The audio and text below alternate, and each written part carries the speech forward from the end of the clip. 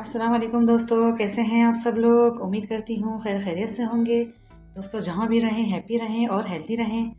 तो दोस्तों आज मैं आप लोगों के लिए बहुत ही ज़बरदस्त सी वीआईपी रेसिपी लेकर आई हूँ।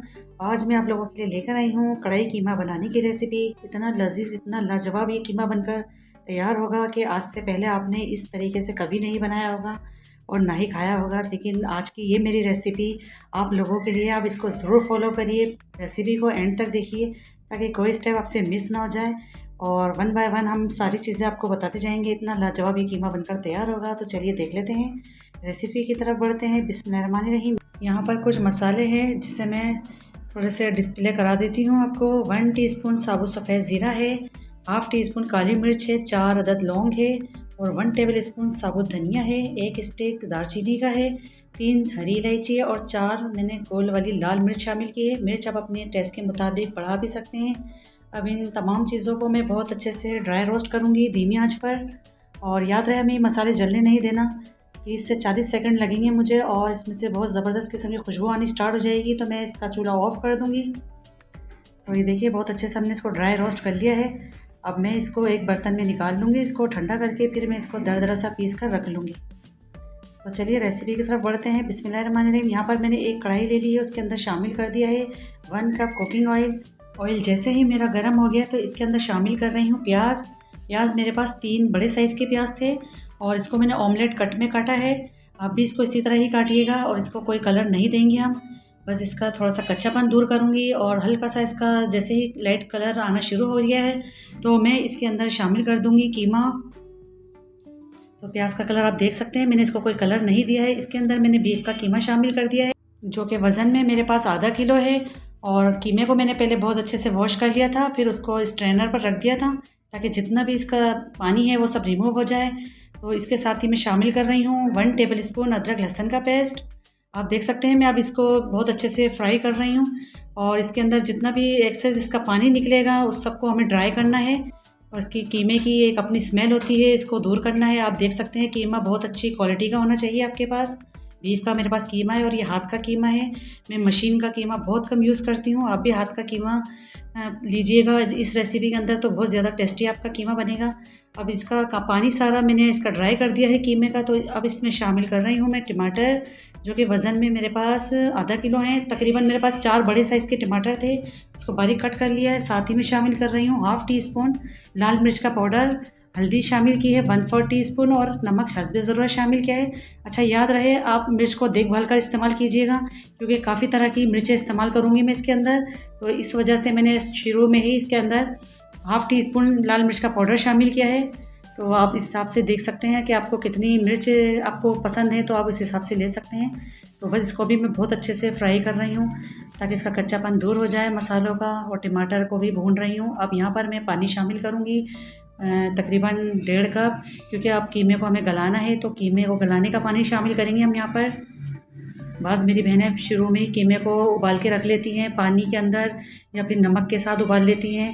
वो तरीका बिल्कुल भी सही नहीं है। आप उसको फिर कितना ही उसको स्पाइस दे दें लेकिन फीकापन रहता है। लेकिन आज जो मैं आपको तरीका बता रही हूँ इसको ज़रूर फॉलो कीजिएगा, आपको बेहद पसंद आएगा। अब इसको मैं 20 मिनट के बाद चेक करूँगी। लीड लगा दी है मैंने इसमें। तो चलिए देख लेते हैं। कीमा हमारा बहुत अच्छे से कुक हो रहा है, मिलाकर चेक कर लेते हैं। अगर आपको यहाँ पर थोड़ी कसर लगे कीमे में तो आप इसको थोड़ा सा और भी गला सकते हैं, लेकिन कीमा यहाँ पर मेरे पास बहुत अच्छी क्वालिटी का है, बछिया का कीमा है मेरे पास, तो ये इतना टाइम नहीं लेगा। तो यहाँ पर मेरा कीमा बहुत अच्छा 80% कुक हो चुका है और यानी गल चुका है। आपको यहाँ ज़रूरत लगे तो आप इसमें पानी शामिल करके और भी गला सकते हैं। यहाँ पर अभी मैं यहाँ पर मसालों का काम बिल्कुल भी नहीं, खुशबू का काम आगे जाकर होगा। तो बस इसको मैं बहुत अच्छे से भून रही हूँ। इसका पानी मैंने ड्राई कर दिया है, पानी मेरा ड्राई हो गया है इस कीमे का। तो अब इसके अंदर शामिल कर रही हूँ मैं दही, जो कि वज़न में मेरे पास 3 टेबल स्पून है। 3 टेबल स्पून दही शामिल कर दिया। अब दही को भी मैं इतना भूनूंगी कि इसका भी पानी मैं ड्राई कर दूंगी।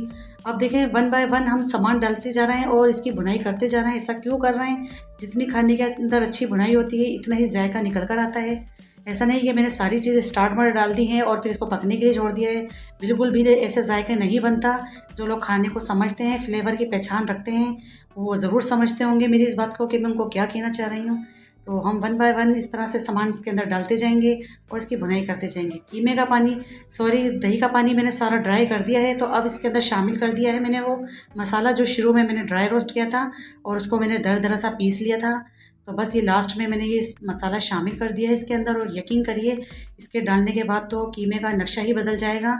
कोई पहचान ही नहीं पाएगा कि आपने ये ख़ुद घर में बनाया है। ऐसा ही फील करेंगे कि आपने कोई बाज़ार का पैकेट यूज़ किया है, जबकि आपने सिर्फ घर के बेसिक मसाले डाले हैं। और यकीन करें इतना शानदार इसका जायका हो गया है ये मसाला डालने से। तो ऑयल देखें सरफेस पर आ गया है, मैंने इसकी बहुत अच्छे से बुनाई कर दी है। तो अब आखिरी में शामिल कर रही हूँ मैं इसके अंदर 2 हरी मिर्चें, उसको मैंने 1 से 2 कट लगा लिए हैं। और अदरक के स्लाइस शामिल कर दिए हैं, चॉप किया हुआ मैंने फ्रेश हरा धनिया शामिल कर दिया। और 1 टेबल स्पून भर के मैं कसूर की मेथी लूँगी और इस तरह से उसको हाथ से रगड़ कर मैं इस पर शामिल करूँगी। इस तरह से हाथ से मसल कर डालने से ये होता है कि इसका जायका बहुत ही शानदार निकल कर आता है। और ये आप देख सकते हैं सारा काम मैंने बिल्कुल लास्ट में किया है, एंड में किया है। और कोई इसमें दिक्कत नहीं हुई पकाने में, बिल्कुल भी इजी तरीके से ये बन जाता है। कोई परेशानी नहीं होती इस कीमे को बनाने के लिए। ऐसा नहीं कि मैंने इसको पहले से बॉईल कर लिया था फिर पकाया था, बिल्कुल ऐसी बात नहीं है। अब मैं इसको 2 मिनट का सिर्फ दम लगाऊंगी और 2 मिनट के बाद फिर मैं इसको सर्व करके आपको दिखाती हूँ इंशाल्लाह। तो चलिए देख लेते हैं। माशाल्लाह से बहुत ही बेहतरीन सी इसके अंदर से खुशबू आई। जैसे ही मैंने इसका ढक्कन हटाया है तो यकीन मानिए बहुत शानदार किस्म की इसके अंदर से खुशबू आ रही है। और ये देख सकते हैं इतना ज़बरदस्त किस्म का ये कीमा हमारा कढ़ाई कीमा तैयार हुआ है। और इसकी आप शाइन देखें इसके अंदर कितना ज़बरदस्त आई है। और इसकी थिकनेस भी देखें, ऐसा नहीं कि इसके अंदर सूखा पानी है जो कि खाने में बिल्कुल भी मज़ा नहीं देता। आप इसकी लुक चेक करिए कितने बेहतरीन सा ये कीमा बनकर तैयार हुआ है। आप इसको मेरे तरीके से ज़रूर बनाइए, आपकी फैमिली मेम्बर्स को बहुत ही पसंद आएगा। इसको गरम गरम पराठों के साथ खाएं, इसको चपाती के साथ खाएं या फिर ब्रेड के साथ खाएं, जैसे आपकी मर्ज़ी, हर स्टाइल में मज़ा देगा ये। मैंने इसको दोबारा से इसकी गार्निश कर दी है ऊपर से। आप सिर्फ इसकी लुक चेक करें, ज़रूर इसको बनाएं और फॉलो करें मेरी रेसिपी को। तो ये थी आज की हमारी रेसिपी। तो रेसिपी अच्छी लगी है तो प्लीज़ लाइक करिए, शेयर करिए और सब्सक्राइब भी किया करें। दुआओं में याद रखें और मुझे दीजिए इजाज़त। मिलती हूँ फिर एक और नेक्स्ट रेसिपी के साथ। जब तक के लिए अल्लाह हाफिज़।